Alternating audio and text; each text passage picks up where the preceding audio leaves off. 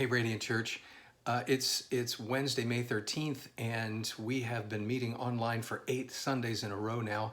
And I don't know about you, but I miss my church family.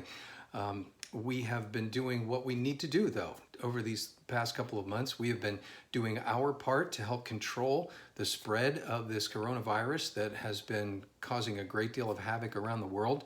And we're going to continue to do our part. But the last time that I addressed you about this, I said we're going to make decisions based on whether we're staying on mission, and we're going to make decisions based on acting in wisdom and in love. And so we're continuing to do that. So to keep this video from getting too long, let me try to give you a quick summary.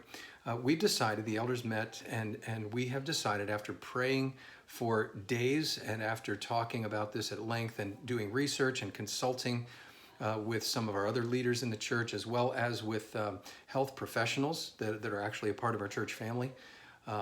We have decided that we're going to begin gathering on Sunday, May 31st. Now listen, this is not going to be normal. This is not, hey, we're going back to, everything the way it was before. Certainly not. As a matter of fact, I'm thinking of this as, hey, we're going to continue doing online worship, but we're going to switch to a live streaming format, and we're going to have 2 services on a Sunday morning where at least some people will be able to come and be present for the service. And I'll have actual people in the room while I'm preaching. That's very exciting for me. But no, this is not normal. We know that many of you are not ready to come back for a variety of reasons, good reasons.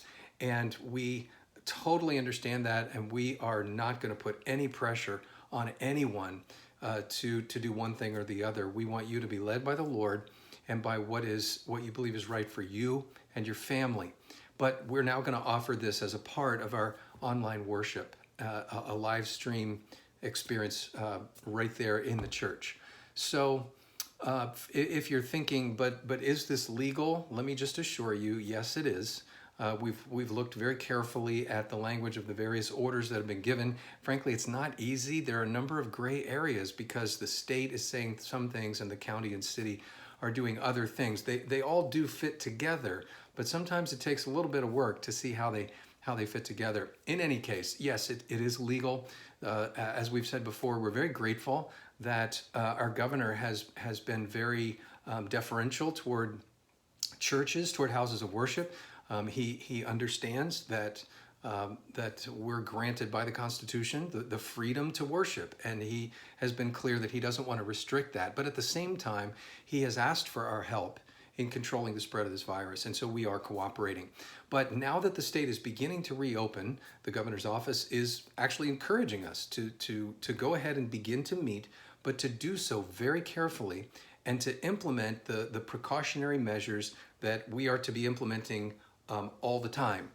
Things like keeping distance, sanitizing hands, not touching your face, wearing masks, all of those things.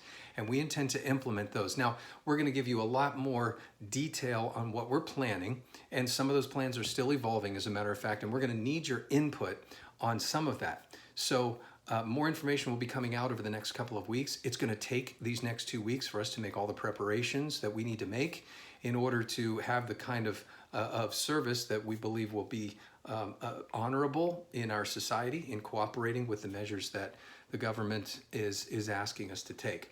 So a couple of important things that you'll need to know. There won't be any children's ministry at first. So families will sit together. Obviously, a whole household can sit together in the church, and then there will be 2 empty seats between each household and the next person or the next household. We've already experimented with setting up the auditorium. It looks really odd, but it's going to work, and we're going to be able to fit really a good number of people in there while still keeping all of these precautions in place. So we're going to be asking for your cooperation in a number of ways as we begin to gather again.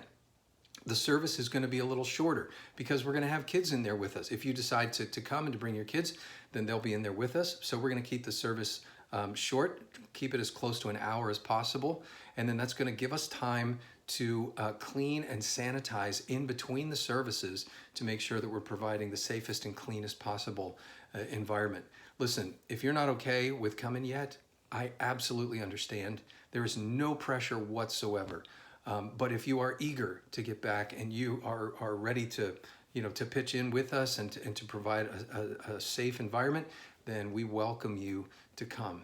There's going to be a lot more information coming, but listen, this is a time for us to prefer one another in love. Please, if you're eager to come back and others aren't, or vice versa, please love one another. Speak words of encouragement and love. There is no pressure on anybody one way or the other. We want to honor the Lord with the choices that we make, to act in wisdom and love, and that may look different for different families, for different individuals. We understand that. Well, a lot more is going to be coming your way in the days ahead, and the first thing is a survey that you've already received in your email. And we'd like you to just respond. Now that you know what we're going to do, respond to the survey. Let us know, hey, I would love to come. I want to bring my family. I'm willing to help with sanitizing in between services. We're going to need more volunteers. Even though we're not going to have a coffee bar and we're not going to be having the connections table the way we normally do, we're still going to need volunteers to help us with turning the place over. So that survey is our way of helping to draft those volunteers.